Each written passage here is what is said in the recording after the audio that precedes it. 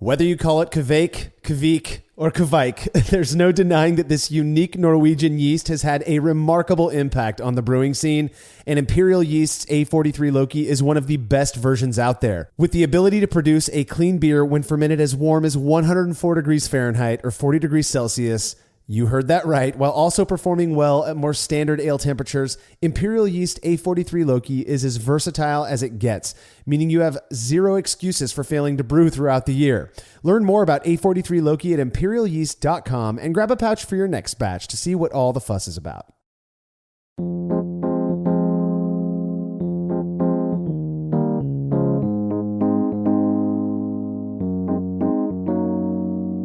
When I consider the fact there are over 100 unique styles of beer, whether recognized by some official body or not, it occurs to me that this is only possible due to the variety of ingredients brewers have available to them today. Different yeasts impart a variety of ester and phenol profiles, different hops contribute a range of aromatic characteristics, and then, of course, there's malt, the ingredient without which beer wouldn't be possible.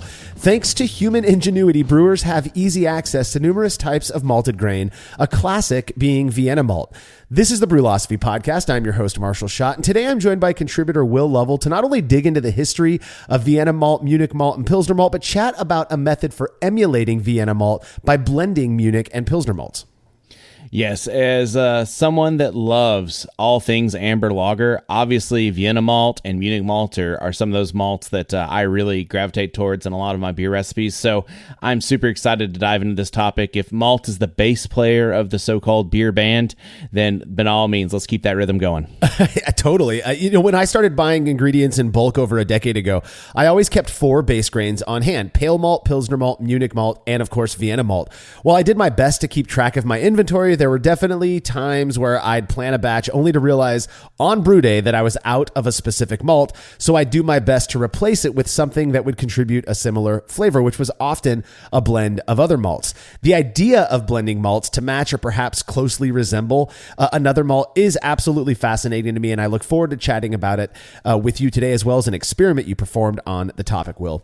All right, if you're a fan of this show and you'd like to receive a reward for your support, please consider becoming a patron of Brewlosophy over at patreon.com/Brewlosophy, where you make a small pledge and receive rewards like access to unpublished contributor recipes, unique discounts at YakimaValleyHops.com, and an invitation to a monthly live Q&A session with somebody in the brewing world. Coming up next month, September of 2024, Brewlosophy contributor, the Brew Club leadership member, and the co-host of this episode, Will Lovell, will be taking the stage yet again to answer patron questions. I believe the last time you did one of these Q&As, Will, was around a year ago. I thought it was pretty awesome. You looking forward to getting back on the pulpit there?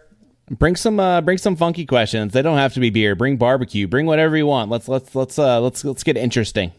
I couldn't agree more. These sessions are quite intimate, usually attended by between 7 and 15 people, typically, and just a lot of fun where we kind of kick back a little bit. Just last month, we had Ashley Carter from Bierstadt Lagerhaus out of Denver, Colorado. It was phenomenal, and I trust yours is going to be equally as great, Will. To be a part of this session, be sure to make your pledge of just $3 or more by Saturday, September 21st, 2024, as Will's going to be taking questions on the 22nd. All past sessions are stored on our private Facebook and Patreon pages, so you can go back and watch them whenever you like. Again, that's patreon.com/Brewlosophy.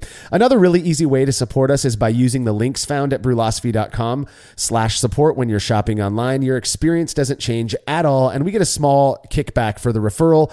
And, as we approach the holiday season, that's really when this thing comes in most handy for us. So if you could remember to use that link, we'd really appreciate it.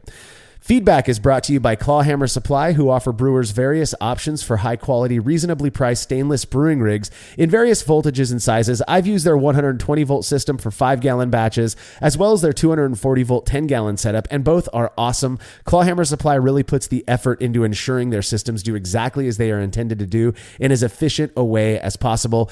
And if you're not ready to make the jump to electric just yet, you can also buy a 10 or 20-gallon brew-in-a-bag homebrewing starter kit from Clawhammer Supply.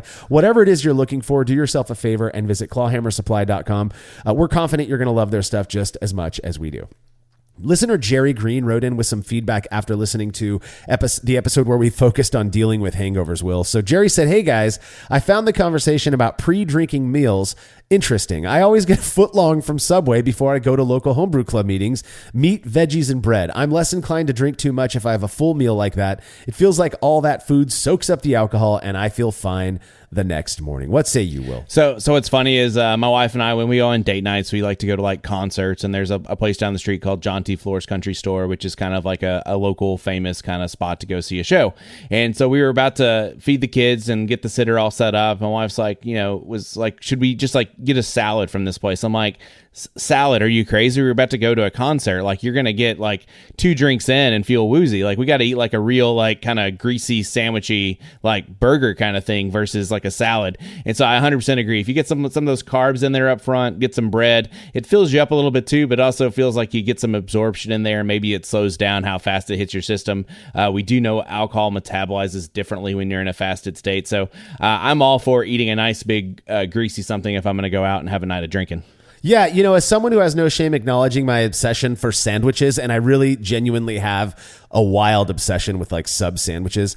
I really like the cut of your jib, Jerry. I may not be the biggest fan of Subway in particular, but I have absolutely relied on a nice Porta Subs or Jimmy John's or Jersey Mike's prior to drinking as a way to pre-fill my gut and stave off, the annoyance of a hangover the following day. Now, I'm not sure the bread actually does absorb the alcohol, and even if it did, I would imagine, that it would still make its way into your bloodstream during digestion.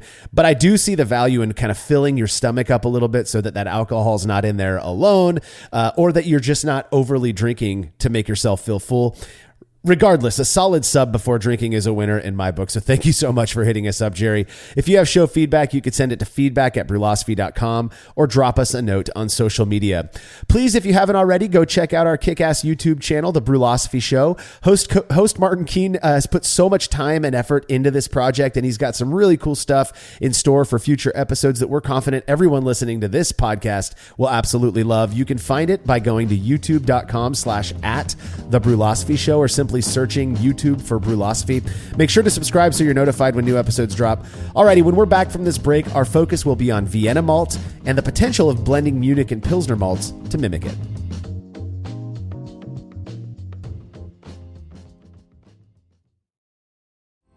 Chilling work can be a chore, especially after a long brew day, but not with the Exchillerator Counterflow Chiller, which can chill a 5-gallon or 19-liter batch of wort in 5 minutes or less, leading to a strong cold break and clear wort in the fermenter. Brulosophy's Matt Del Fiacco uses the Exchillerator Max and absolutely loves it. In addition to improved chilling efficiency, every Exchillerator comes with a 5-year warranty that covers the entire chiller for manufacturer defects. If you're looking to up your chilling game and a CFC is right for you, head over to Exchillerator.com today.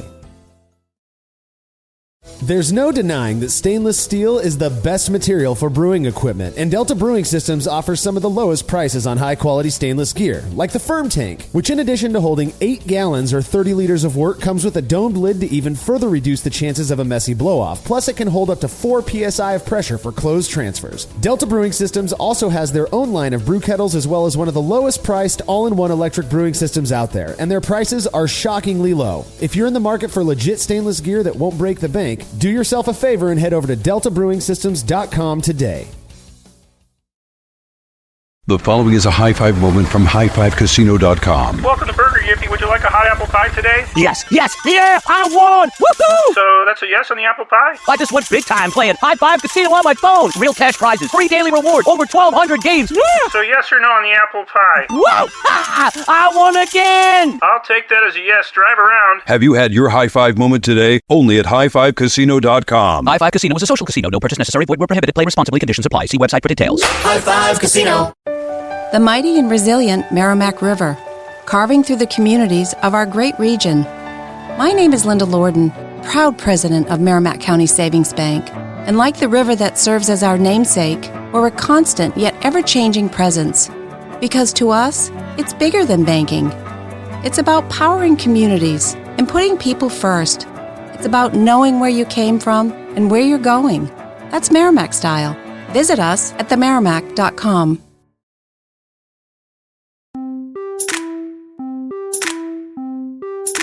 I have to imagine I'm not the only brewer whose knowledge of the various types of malt really only came after I transitioned from extract to all grain. And even then, I was among those who initially viewed pretty much anything outside of pale malt and Pilsner malt as being some type of a specialty grain. Realizing there was a variety of base malts was oddly exciting for me, as it opened up a vast array of styles that I could brew. And a base grain, Vienna malt being a base grain is indeed one that I love to use for various things.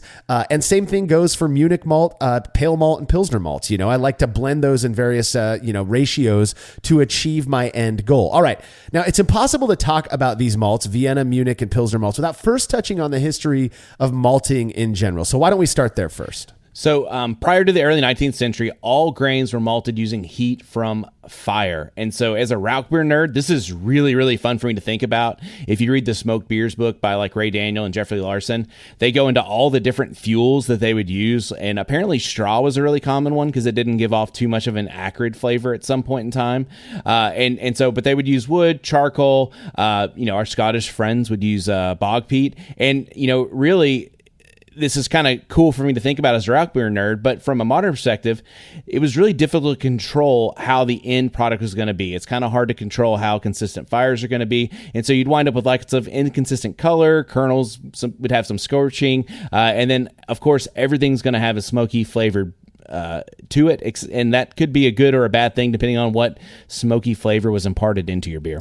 Yeah, you could just imagine that, up until the early, let's say 19th century, that, every beer that was made, using grains, they had to be malted in order for us to get, convert those starches within the grains into fermentable sugar. So, it had some level of smokiness, and, anybody who's cooked anything in an oven knows that there are going to be different, hot spots and all of that. So they were getting this inconsistent color, this kind of smoky flavor. Now, people were still drinking the beer, but it wasn't until 1818 that British engineer Daniel Wheeler, we all have Daniel Wheeler to thank for the modern beer that we have available to us today, in my opinion.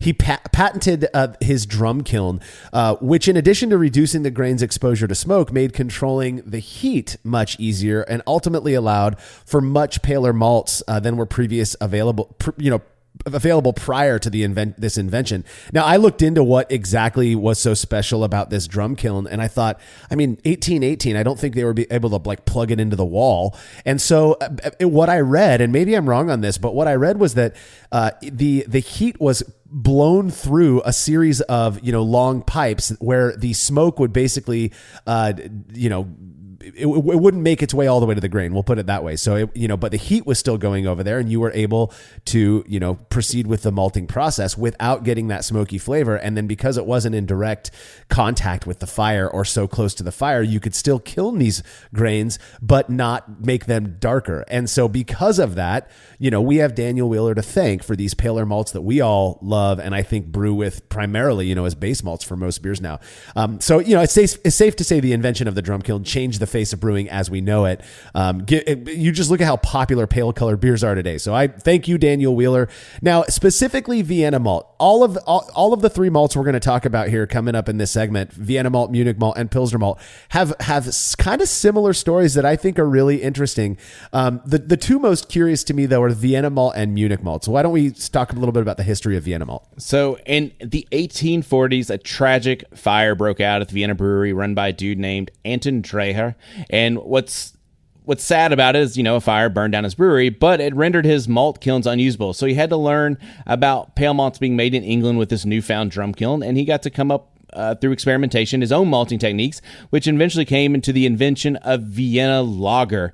And Vienna lager is amazing. Probably the most common one that we all know of in the U.S. is that Sam Adams Boston Lager is technically a Vienna lager. There's lots of Mexican amber lagers that are technically Vienna lagers. And so we have Anton Dreher and this tragic fire to thank for the invention of this glorious style. And also the invention of Vienna malt, in essence. What he did basically was took what he learned from, and his name's going to come up again, remember Anton Dreher. He took what he learned from, kind of spying on these English breweries, as it were, and brought it back to his home near Vienna and utilized these methods to produce a malt that was, after germination, it was kilned at a relatively cool temperature of around 145 Fahrenheit or 63 C until it achieved a color of between about 2.5 3.5 to 4 degrees Lovell. And if you use Vienna malt on its own, which I highly recommend people try, one, you learn more about how a malt tastes when you do this, but you also can make a pretty delicious beer doing this, one called like a Vienna lager. It will result in a nice golden hued beer, a little bit darker yellow than say a 100% Pilsner malt beer, but still very light and clear and beautiful. It has very good diastatic power, about 90 degrees Lintner, which means that it possesses the enzymes necessary for full conversion of starches. It can self-convert and can be used as 100% of the grain bill. The descriptors that are commonly associated with Vienna malt are, this kind of richer malt, though not overly rich, with toasty and biscuity notes. Sounds familiar to a lot of malts I'm sure that you've used already, the base malts that we use. And, key uses of Vienna malt. I think the most obvious one is Vienna lager, which is one of my absolute favorite styles of lager. It's a nice amber lager that just tastes malty and yet is balanced with bitterness and some noble hop character. Absolutely delicious. But it can also be used to contribute malt flavor to a variety of styles, ranging from classic European lagers all the way to modern hoppy IPA. One of my favorite IPAs I've ever made has 20% Vienna malt in the grain bill. So what is your experience with Vienna malt been on an anecdotal level? To me, that's what's really cool about Vienna malt and the malts we're going to talk about here in a minute is that it is in fact a base malt, but it still can be used as kind of a character malt as well. Because let's face it, you can use it like you said, 100% and get a nice Vienna lager. But I mean, it's sprinkled into styles, Kolsch's, it's sprinkled into American and red IPAs. Some people sprinkle it into their amber Bierdegards. I've seen oyster stout recipes that call for Vienna lager. So really, it can cover an entire spectrum of where it can be used and useful. My favorite use is similar to you probably, where I use about 98% Vienna malt, and then maybe just a touch of pale chocolate for a wonderful Vienna lager. I've had great luck with several different maltsters that make it. Probably Weyermann is the most popular one that I've used, but I've even tried Mecca Grades and a few others, and it really just it can be used to make a delicious amber lager or just a nice character malt in your IPAs, beer to God, stouts. It just really is such a wonderful malt to work with. It's something I like to keep on hand all the time. Yeah, the thing about Vienna malt, I remember very clearly learning, I had been, I think, all grain brewing for maybe 2 or 3 months and was talking with somebody at a homebrew club meeting about, I used about 5% Vienna malt. And they were like, 5%, you're probably not getting anything from it at 5%. Well, you're not supposed to use more than 5 to 10% of specialty malt. Well, he goes, that's a base malt. You can use it as 100%.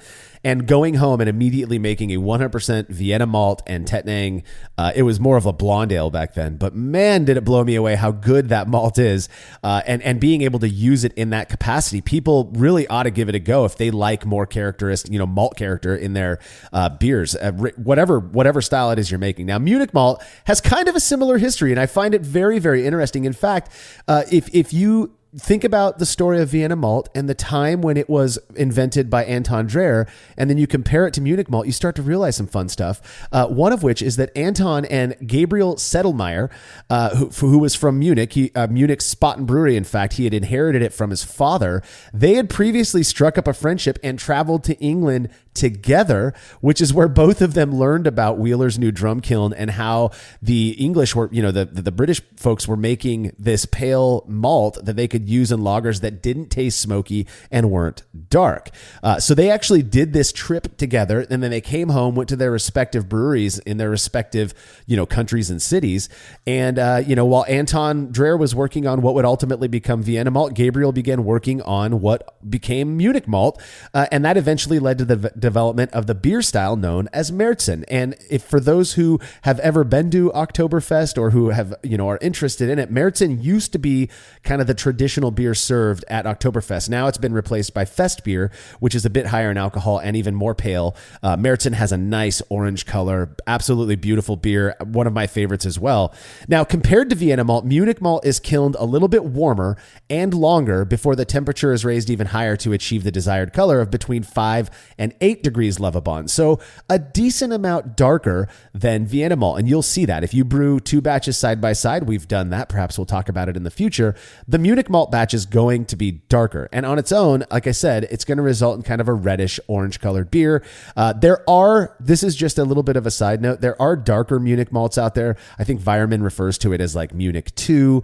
Some people, other maltsters will refer to it as Munich Dark. That's not our focus today. We're focused primarily just on your basic light Munich malt, which has a diastatic power of about 60 degrees Lintner, so about 30 degrees lower than Vienna Malt, give or take. Still, it's capable of self-conversion, but the lower diastatic power, it just has lower diastatic power than Vienna Malt, and that's because of the higher kilning and roasting temperatures. Oh, man. I just love thinking about Anton and Gabriel getting together and like deciding that the Austrian and the German are going to travel to England and go look at this new invention that was brought to their attention. So I think that's like such a really cool story to get to the 2 of these malts that are really just essential to so many great amber lagers. So it's really fun to me. I think of, rich malty aromas, dark toast, honey caramel, sometimes in the darker versions, cherry-like flavors. And you think of all the beer styles from Marzen to Munich Dunkel and some of these other ones that would not really be the same without the invention of this Munich malt. And it makes me really happy. Yeah, I mean, the fact that these guys not only learned about these kilning methods together, you think about, it's just fun for me to kind of play around with the idea that they had to somehow figure out a way to meet up, get on a boat, go across the sea, land in the UK, and and then what I read was that they would like go into these. They had one of them had a cane where they could like unscrew the bottom and put beer samples in, and then they'd go back to their hotel or whatever and like compare these samples and take their own notes. And then they were asking questions when they'd go to these English breweries and such. And that's how they learned how to do these malting processes, which more or less is still done today at all of these other maltsters to create Vienna and Munich malts. They are different but similar. And it's interesting. A lot of people still kind of talk about Munich and Vienna malts interchangeably, like they can be used as subs for each other. At the very least, when it comes to color, that's just patently false. They are going to contribute different colors to beer. We have done an experiment, like I mentioned before, where we'll just say that tasters did struggle to distinguish a beer made with 100%, Munich malt from one made 100% Vienna malt. We'll hit on that later. But the malts are technically different. They are kilned differently, and they produce a different colored outcome. Now we can't talk about these 2 malts without talking about Pilsner Malt as well. Pilsner Malt was actually developed a little bit earlier than Munich and Vienna malts, and it is the palest of the 3. In the early 19th century, the beer being made in the Czech town of Pilsen, and I love this story, was so bad that the citizens there actually got pissed off. They were so sick of this beer being made. It was so gross that they were actually they were revolting and pouring this beer down the drains in the streets. And then they decided to build their own brewery. Now, to ensure the quality of the beer that was made at this brewery, they were like, screw these Czech brewers. We're going to Bavaria where we know they're making some killer beer. So they hired this Bavarian brewer named Joseph Groll. Yes, it is the namesake of those beautiful green bottles that so many homebrewers still use these days. And he was familiar with the same English malting and kilning techniques as Anton and Gabriel, which he employed to produce what remains to this day the palest of all barley malts, which is Pilsner Malt. So again, I think historically, you look at Bavaria and you look at Pilsen and Prague, and you think that they're kind of far apart. But the reality is back in that day, they weren't terribly far apart. We have lots of history of people that migrated from Munich over to Prague at some point in time. So it's not totally crazy for me to think about how they would hire this Bavarian brewer. Obviously, the guys over in Bavaria knew what they were doing. And so Joseph Groll just kind of came right in, following in the footsteps of Dreher and Sittelmeyer, and just said, we're going to come in here and we're going to make a pale malt. And thanks to him, we have the beer that is the namesake of the town of Pilsen, which is that beautiful Czech Bohemian Pilsner. And oh, is it so good. I love it so much. And we also have Pilsner Malt, which is used in the production of Pils beer. So just to compare and contrast a little bit with Vienna and Munich Malt, the way Pilsner Malt is made is that in the same way it's germinated and then kilned at a lower temperature for less time and for than Vienna and Munich malts together, but it results in a color of between 1 and 2 Lovabond. That is very, very low. If you've ever made a 100% Pilsner malt beer, you'll know it's this very pale yellow. I mean, just pour out a Miller Lite and you'll see what we're talking about here. Delicious. Descriptors are kind of a subtle, sweet, nutty, or grainy flavor. It can have some really light honey notes. I've only ever perceived a honey note from the craft malts that I've used, and I've used a handful of different craft malts from Mecca Grade and such. But typically this is your palest, most like crackery, in my opinion, base malt that you can use. And the beauty of Pilsner malt, a lot of people get kind of stuck in their lane and they're like, well, you can only use pale malt for ales and you got to use Pilsner malt for lager. No, Pilsner malt is, to me, the absolute best base malt for any style of beer. Most clean American styles of beer, German, European lagers at least, because it is just a blank canvas on which you can throw everything else. And that's been my experience with Pilsner malt. In fact, over the years, I've moved more and more into relying on Pilsner malt for my base, the majority of my grain bill for styles like, hoppy IPA and pale ale, because I love how pale it, of a beer it ends up producing. Right. And I, when I first got into buying bulk grain, I didn't keep 50 pounds of Pilsner malt and pale malt on hand. I would just buy Pilsner malt and just kind of put it in where I needed it.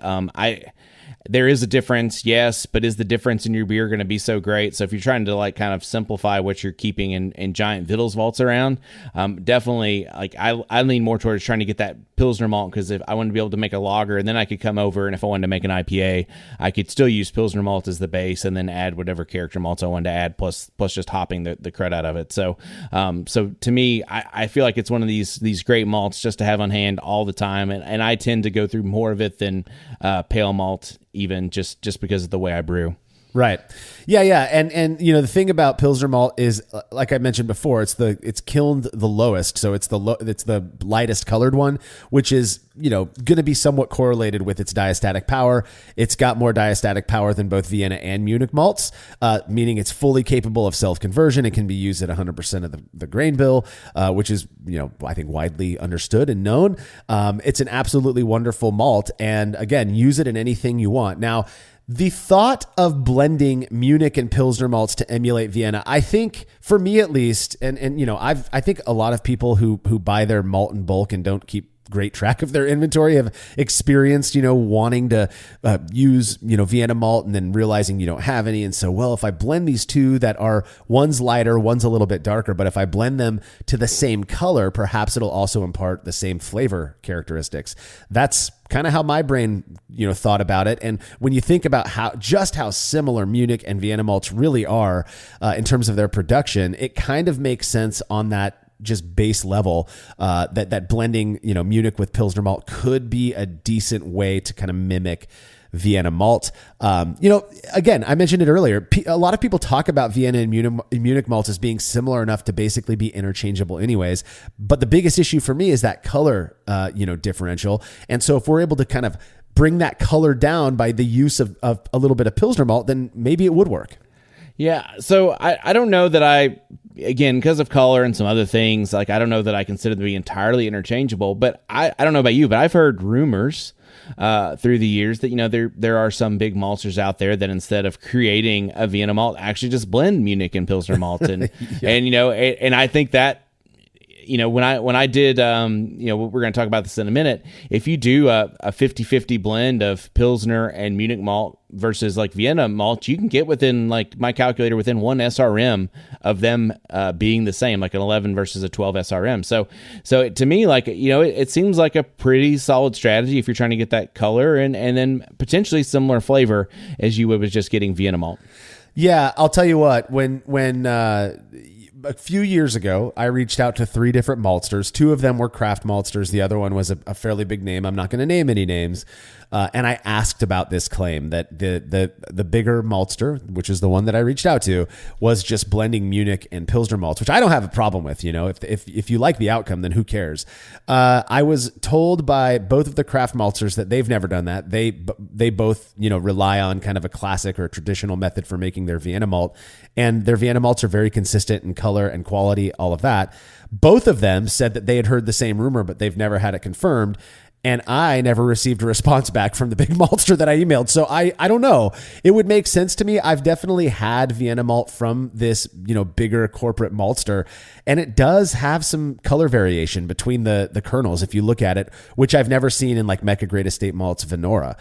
So maybe there is some credence to that. I don't really know. Again, if you're getting the same or essentially the same, flavor characteristics out of it, it's not something that I would be terribly concerned with. It's not like I think they're cheating us in any way, but it is kind of something that's interesting to keep in mind, particularly when we talk about the results of the experiment that we're going to get to in a minute. Now, in that experiment, you, I think, made the proper choice and went with a Vienna lager. So we will spend just a minute talking a little bit about the characteristics of a classic Vienna lager. The BJCP describes it as a moderate strength continental amber lager with a soft, smooth maltiness and a balanced, moderate bitterness, yet finishing relatively dry. The malt flavor is clean, bready rich, and somewhat toasty, with an elegant impression derived from quality base malts and process, not specialty malts or adjuncts. I think that last little note there is kind of interesting.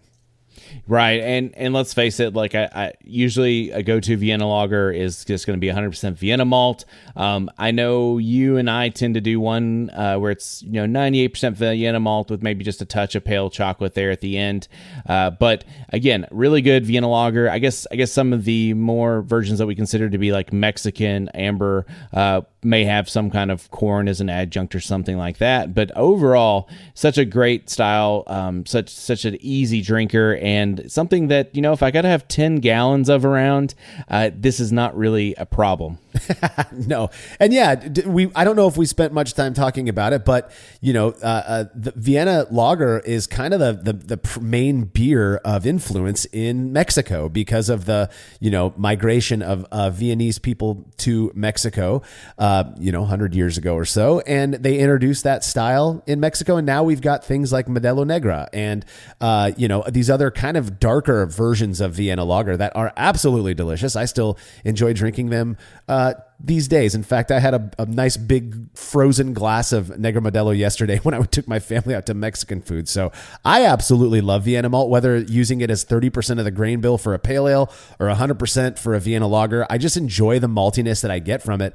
I'm also a fan of Munich, though in my experience, it's quite distinct from Vienna on the palate, contributing a more pronounced malt richness. I know I'm not the only one who has wondered if I could replicate Vienna malt by blending Munich and Pilsner malts, which is exactly what you aim to test out in the recent experiment. Will, results from that when we're back from this break.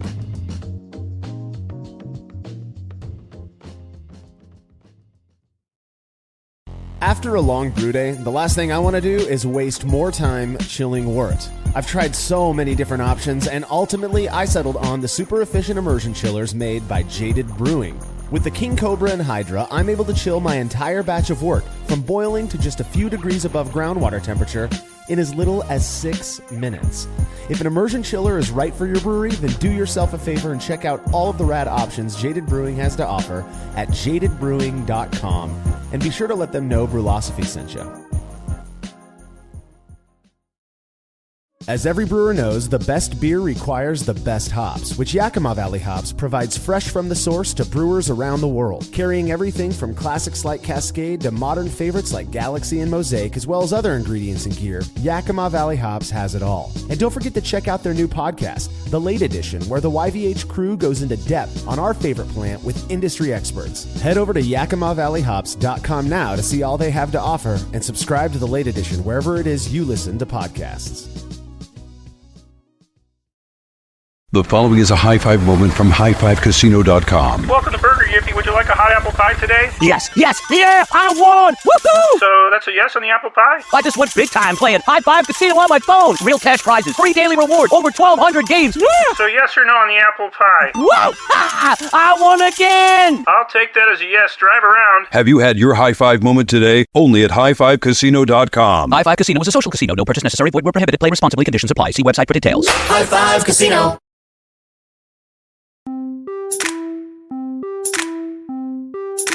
Considering how much I love Vienna Malt, I end up using it in a ton of styles. More than a few times I've designed a beer using a portion of Vienna Malt, only to realize on brew day that I don't have enough left in my bulk storage.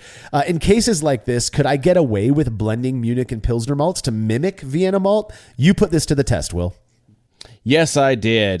So to start, I made 2 5-gallon batches of Vienna lager. One batch was made with 98% Vienna malt and 2% pale chocolate malt. This is just kind of the go-to recipe I have. And then in the other one, the Vienna malt was replaced by a 50-50 blend of Munich and Pilsner malts. And I tried to source them all from the same maltster, so I did everything from Weirmann.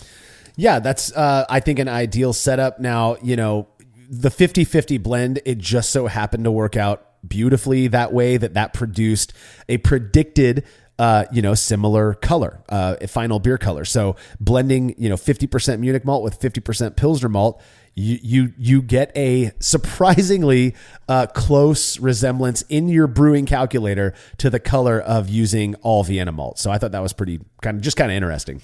Right. I went back and looked at the numbers yesterday, and they were within 1 SRM of one another. So I think the full Vienna malt was like 11 SRM versus the blend was like 12 SRM, which, at that point, this seems like a really good estimation of color. So let's see if it's going to be a good estimation of flavor. So to kick that off, I mashed both at 151 Fahrenheit or 67 C for 60 minutes. When the mashes were complete, I removed the grains and proceeded to the boil, and I boiled the worts for 60 minutes. I added 60 grams of Tettnang at 60 minutes and 50 grams of Satz at 15 minutes. After the boil, I chilled the worts down and then transferred them to sanitized fermenters, and I got an OG of 1049. On both of them, which means that your brewing process is very similar because you did brew separate batches here. So everything is arguably identical at this point. You add these beers, you chilled them down. Now I know we're going to get some blowback on your fermentation temperature, but what yeast did you use to ferment these beers? So actually, this was my first time using Imperial Yeast LO9K Bueno, and I have to say, I really did like the character that it gave to these maltier style beers. So we can go into that when I talk about my thoughts on what they do. But I was really impressed with how well it worked and the beer it made. So yeah. So just for those, I believe Que Bueno is a seasonal from Imperial Yeast nowadays, but it is the Grupo Modelo strain. So it's arguably was sourced from the Modelo brewery, and it is an absolutely fantastic strain. I believe we've done an episode on it in the past. It is one of the few lager strains that in our fermentation temperature experiments did return a significant result. But like L17 Harvest, a lot of people came back after taking the triangle test and said, man, that one, the clearer one tasted more like a lager. Well, that happened to be the one that was fermented warm. So the only reason I say that is, a lot of people have it in their head that you cannot produce a clean, delicious lager if you're fermenting, warmer than 48 degrees Fahrenheit or 9 degrees C. And in my experience, I think in your experience, Will, that is just not true. So tell us a little bit about the fermentation of these beers. Right. So I put them both in my fermentation chamber, which was set to 66F or 19C, which is, yes, warm for a lager. But again, I've had a lot of really good luck with a lot of different lager strains at kind of these ale temperatures. So I'm not terribly worried about it. And I left them there for about a week. And then eventually I raised the temperature up to about 70F just to make sure everything was going to finish out. And then with signs of activity absent another week later, I took hydrometer measurements, and my Vienna malt batch was at 1009 and the Munich Pilsner blend was at 1010 FG. So, I mean, we'll just say that that's about as close to similar as you can get. It's only one specific gravity point apart. It kind of makes sense to me. I think in my experience, overall, Munich malt is a little bit less fermentable than Vienna malt. Again, with the Munich malt batch, you also had that really that high diastatic power Pilsner malt in there. So this could just be a function of, small differences between the batches in general. Maybe it is due to the malts, but 1009 to 1010 FG, that sort of makes sense to me. I think that puts them both right around the 4.9 to 5% ABV range, if I'm not mistaken. Yeah, it's right around there. And I'm going to be honest with you, I don't sweat things like a point. Honestly, that could be just the hydrometer got stuck to the side of the tube. I mean, you know what I mean? Like it's such a close, really close level there that I'm like, it's not something I'd worry about it. And just looking at the hydrometer measurements when I look at the pictures, like it's just so ridiculously close that I wouldn't think too hard about it. So, So at this point, I pressure transfer the beers into CO2 purge kegs and place them on gas in my kegerator where they were allowed to carbonate and condition for a month before they were ready for evaluation. All right. I'm looking at the pictures of these beers right now, and I know that you are going to differ, in your opinion because I read through your impressions, but also, seeing things in real life, you see them, things look different on camera. We'll put it that way. To my eyes, these photos look identical. The beers look absolutely identical, kind of a similar orangish color, a moderate haze with a stark white cap of foam. You had mentioned that one of them looked a little darker than the other, but I don't see it with my eyes in the photo, Will. So I think one of them, like, again, just sometimes it's just the light. Like, so, the lighting can cause it to appear just a little bit different. But yeah, they were, again, if you poured one and I took it to you and you just looked at it and drank it, and then I poured you another one and took it to you and you looked at it, you probably wouldn't think that there was anything different. And that's really just kind of how it was. They were a lot more the same looking than they were different. That's for sure. Yeah. Well, the one thing that I will say kind of surprised me, I mean, you let these lager for a month in your kegerator, right? Right. They were still moderately hazy. I mean, way more hazy than I would have expected for, beers that had spent time in a 36 degree Fahrenheit fridge for a month, Yeah, I think they were probably about a dosing of gelatin away from looking probably picture perfect. So I don't know. Sometimes it's really weird. You go through phases as a brewer where like you don't struggle with clarity at all, and then suddenly you just go through like a month where you're like, I don't know why I can't make anything clear, but for the last 3 months I can't make anything clear. Oh well. That's what gelatin and biofine are for. But usually for these experiments, I refrain from using those just because I don't want to compound variables or anything. Yeah, I think that's a good call. We had a lot of people asking us not to use gelatin in experiments that were primarily flavor based like this. So I think that was a good call again. Now, when we do experiments, we have a process whereby we perform 5 semi-blind triangle tests ourselves, fully sighted. We know what the variable is, but we ask somebody else to serve them to us so that, we don't know what beer is in what cups. And we also switch up which one is the odd beer out to keep us, on our toes. And in this case, your 5 triangle test, how many times were you able to identify the unique sample? Oh, the shame of it all. 1 out of 5 triangle tests correct. The shame of it all. I could not tell these beers apart. Sometimes you do experiment beers and we're left with, after experimentation is done with like 7-8 gallons of dumpster fire, but this was not the case here. These both had just a beautiful dry finish, some nice subtle sweetness, nice, balanced toasty malt flavor. Again, the first time I used Que Bueno, and I really liked how this yeast played with this kind of maltier style. I never used it before, but I'm have another package in the fridge right now that I'm excited to use in another malty style because these beers just were excellent. And again, not disappointed that I couldn't tell the difference because they were just really enjoyable. Yeah, God, I mean, again, I would have drank a lot of that beer, I'm sure. I think one of the key things here, though, is even as the brewer who had your own biases, which perhaps maybe you can touch on that a little bit, what you were expecting from this comparison, but you couldn't tell these beers apart despite knowing everything about them. And is it safe to say, I would imagine, that if you were served the one that was made with the Munich and Pilsner blend, you would have just presumed that it was made with Vienna Malt? I would have not known the difference. Usually for Munich, like I've kind of expect like a little bit more of a richness to it. I don't know how else to explain, but it's kind of a more rich malt flavor, rich malt character. Then you get with Vienna. I get more kind of closer to that kind of bready crackery to go along with some of those toasty notes. And so I would expect it to be a tad richer, but by blending it with Pilsner Malt, I think you kind of got the crackery, toasty thing from the Pilsner Malt, and it kind of just, it became, at least to me, to my palate, I could not tell the difference. It became unidentifiable. Well, and so there are some things we're going to get into the obviously we'll get to the real experiment results here in a minute, but the fact that you couldn't tell these apart, I find very telling. It made me wonder a few things. One, if Weyermann happens to be one of those big, corporate maltsters who purportedly blends Munich and Vienna malt to create, or Munich and Pilsner malt to create their Vienna malt. Well, if you're using all of their product, then you essentially just made what is, they're selling to you as Vienna malt.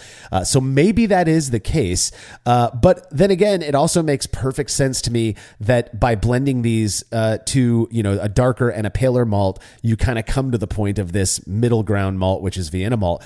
Now, in order for us to really have some confidence in the results, we served these beers to 23 different participants, out of which 12 would have had to identify the unique sample in order for us to say with some level of confidence that there was a meaningful difference between these beers. Now, just a side note on triangle tests, a lot of people will kind of mistakenly think that, you need to have, if half the people, get it right or whatever, that should be significant no matter what. No, there are 3 options in a triangle test. So you have to get just enough over 1/3 of the sample size of the tasters to identify the unique sample in order for us to say that, okay, it's more than just random chance that they're selecting this one. Because we would expect, 1/3 to randomly select all 3 cups if they're identical beers anyway. So out of 23, again, you would need 12 to say that this was a significant finding. And in the end, how many people actually identified the unique sample in this experiment? So at the end of the day, only 7 people, which is just under a third, that's like 30% of tasters, were able to tell these beers apart, which means this is a not significant result. Tasters could not reliably tell these beers apart. That is exactly the same findings as, or aligns with your experience, which again, just adds to that idea that, man, maybe blending Munich and Pilsner malts really does do a good job of emulating, at least with Weyermann malts in a Vienna lager with a little bit of pale chocolate, that it is a decent kind of way to mimic Vienna malt if you happen to not have any on hand, or if you only have room for, say, 2 base malts in your brewery and you like to use Vienna, but you can't get Vienna, Munich, and Pilsner. Maybe get Munich and Pilsner malts, and then you could just blend them for your Vienna. I think it's a really cool finding and can be a really convenient kind of thing to lean back on as a brewer, for various reasons. I agree. And what's even better is that, we have a brew club experiment to kind of also support these claims as well, because brew club member James Gould did a similar comparison in a Vienna lager made with a more complex grain bill, but he also got a not significant test result as well. So I do think that, a 50-50 blend of Munich and Pilsner, maybe it's not exactly the same, depending on what Big Maltster may or may not be doing, what we have rumored to do in this, purported to do in this. But you can get at least a nice approximation, which is fantastic to say. So if you need to simplify your life by just keeping Munich and Pils on hand, I think you can get an approximation of a Vienna malt if you needed to. I have a feeling you're going to be fooling pretty much everybody in your homebrew club unless you tell them. And then, of course, they're going to be like, oh, no, I could totally taste the difference. No, I really don't think so. I've actually done this before. It wasn't in a comparison. It wasn't. I've done it many times, in fact, because of the very reason I said earlier. I just forgot that I was out of Vienna malt. So I did basically a 50-50 blend of Munich and Pilsner malts. And I, like you, thought it worked out really well. I think, given kind of the self-righteous beliefs of many homebrewers, which I share, that I thought maybe, it was a little bit richer than it would have been if I'd used Vienna malt. But now I'm questioning even that perception. I mean, it just really seems to me that if you're taking this slightly richer malt, this slightly less rich malt, blending them together, you get a pretty decent emulation of Vienna malt. And again, I think that's really, really cool. So we did get a couple of reader comments on this experiment. The first one comes from AJ. He says, I love you guys and all that you do. Well, thank you, AJ. The feeling is mutual. That looks like a solid amber lager, but why the pale chocolate? You mentioned Anton Dreher inventing the style, and his recipe is well known: 100% Vienna malt and Satz hops. Isn't pale chocolate from the UK? You can, of course, make a great amber lager with pale chocolate, but why call it a Vienna lager when the definition is already established? Besides all the traditionalism, isn't the pale chocolate a potential confounding variable, or at the very least, a distraction or noise in the measurement? I think this is a really good question, not just about our usage of pale chocolate in this style, but also about the impact that it might have on the results. Well, we could view it as a nod to the drum kiln, which also came from the UK. So, we could view that as a nod to that.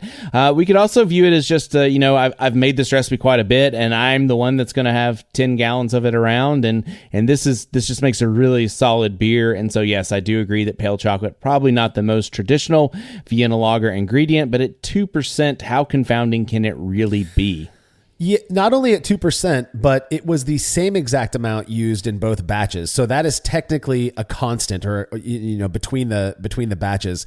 Did it impart some flavor? That's the reason I use it. Is that it not only contributes that nice orange color, but it imparts a little bit of a toastier characteristic to it. Maybe in the future we do a full 100% Vienna versus Munich, and Munich and Pilsner at 50-50, and that's it. But I'll be honest, my go-to Vienna malt or Vienna lager recipe is exactly this: 98% Vienna malt with 2% pale chocolate. And I scored a 42 in one of the biggest homebrew competition, the national homebrew competition, 6 or 7 years ago, scored a 42 or a 43 on that recipe. So to me, that's a pretty good indicator that it's a decent Vienna lager. And so I would have expected, if blending, Munich and Pilsner malts was going to have an impact, we would have seen it in this experiment.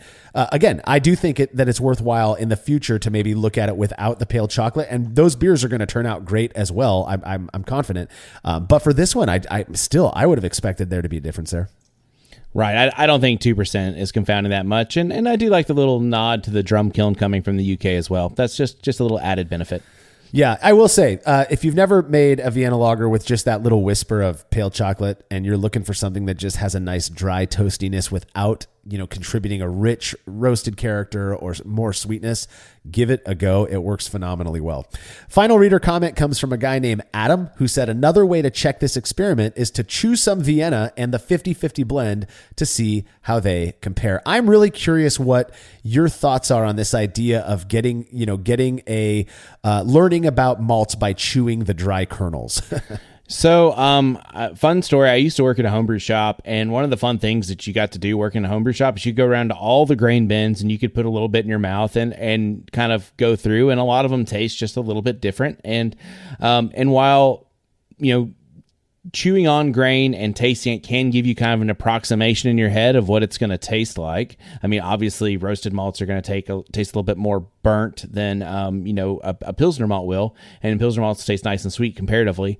I think it gives you a better estimate of what it tastes like in your mouth, and not 100% what it's going to taste like in beer, because not all of these things taste the same in beer as they do you just chewing on grain, because there's a lot of husk and other things in there that are going to kind of remain the same as some of the paler kiln malts. So I think it gives you a really good approximation for what it tastes like in your mouth. 100% what it tastes like in your mouth, and it gives you kind of a guess of what it's going to taste like in your beer. It's not a bad place to start, but I think the only way to know what it's going to taste like in beer is to put it in beer, and that's why we tested it out. Yeah, I'll say this. I'll speak purely for myself here. In the 20 plus years that I've been doing this brewing thing, I have chewed on, it's got to be upwards of 15 to 20 pounds of grain that I've just eaten out of the bin. I think it tastes good. I would even contend that it's kind of a nice little snack on brew day type of deal. I have never chewed on grain and felt like, man, that's exactly what it tastes like when I'm brewing with it. That I just don't. And honestly, they're kind of difficult. I mean, of course, if you're chewing on some roasted barley and then you go to Pilsner malt, they taste different. But taking some Pilsner malt, taking some pale malt, taking some Maris Otter in my mouth, the dry grains just don't feel like it's a great approximation of how they're going to convey, present in a beer. Same goes for, I hear a lot of people saying, oh, you should sample the beer prior to, at packaging, prior to carbonating it and all of that. I always do. I always drink my hydrometer samples, or at least sip it, to get an idea of what the beer is going to taste like. It is a very, very much idea. It's not a perfect what it's going to taste like once the beer is finished.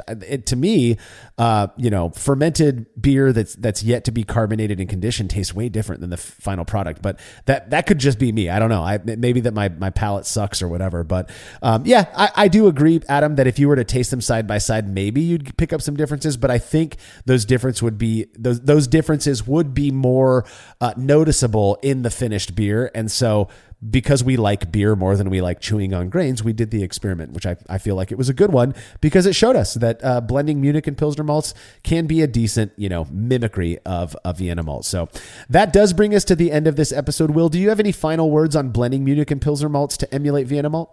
I mean, if you want to simplify your life and get a good approximation of Vienna malt, then I think just keeping Pils and Munich on hand is not a terrible strategy to have. But for me, I think it's just as easy to buy, 10 gallons from the homebrew shop or more beer, and then you don't even really have to measure it out. You just dump it all in your mill and go. Yeah, I'm on the same page. I'm still going to be buying Vienna malt. I mean, I like to use Vienna malt anyways. I just think that in a pinch, or if you may not have, the ability to store as much bulk grain as we do, knowing that, hey, these guys got away with blending 50-50 Munich and Pilsner in their Vienna lager, I just think that's kind of cool info to have in your back pocket to use when you need to. So, well, don't forget to check out our newest podcast, The Brew Lab, where host Cade Job takes you into the lab with real brewing scientists to discuss fascinating research they're doing on our favorite beverage. And as always, you can read more about the experiment we discussed by clicking the link to the article on brewlosophy.com in the description of this episode. The Brewlosophy podcast is made possible by the generous support of our sponsors as well as all of our rad listeners. We seriously could not do this without you. Cheers to everyone who has subscribed and left a review of our show. It makes a huge difference. If you haven't yet, please consider doing so. Head over to brewlosophy.com/support to view a list of ways you can easily help us to continue producing this podcast. If you want a reward for your support, visit patreon.com/brewlosophy. Thanks again for listening. We'll be back next week with another episode of the Brewlosophy podcast. Until then, think beer. Start off the morning with some hot tea, lemon and honey cause it suits my bro. Put some herb in the bowl, yeah, it's homegrown. Ain't gotta go through the middleman no more.